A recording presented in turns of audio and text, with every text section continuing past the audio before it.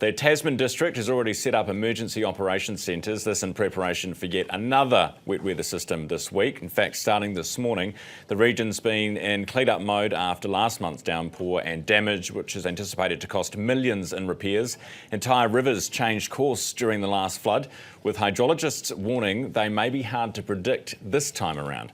Tasman's lead hydrologist, Matt McLaren, is with us this morning. Matt, good morning. Good morning, Ryan. First of all, how's the weather been? Because it was meant to start and get heavy for you guys early this morning, right?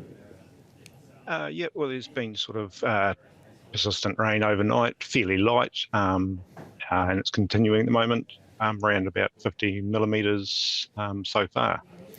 Right, let's get down to business. Some of these rivers that changed courses, it was particularly the upper Motsueka area, where you had rivers completely changing course during the flooding. Yep. What happens with them? How much rain does it take to fill them? Do you know how they will behave in rain events, given they're sort of newly formed? Well, I guess in the last 2 weeks there's been a lot of work done in the upper Motsueka to try and repair some of that. But yeah, exactly, we don't know is the short answer, and therefore any rain is of concern. This is at the low end of rainfall expectations, but with the uncertainty of how the rivers will behave, we're taking a pretty cautious approach. What does that mean? What does the cautious approach look like? Well, the preparations that we've put in place in the emergency management space are probably the most intense that I've seen. So it's really being able to respond quickly if we get unexpected circumstances, which is what we're preparing for.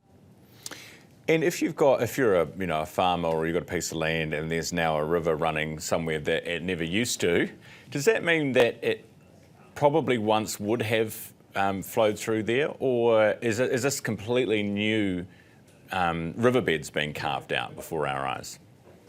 No, well, I mean, this will be historic river channels that over a long period, the river will have moved right across the valley floor. And I guess it's just in modern times, we've kind of claimed this space alongside the river. And when you live right next to a large river, this can happen. Yeah. And will happen. Okay, good to know. Appreciate that. Thanks for your time, Matt. Matt McLaren, who's Tasman lead hydrologist.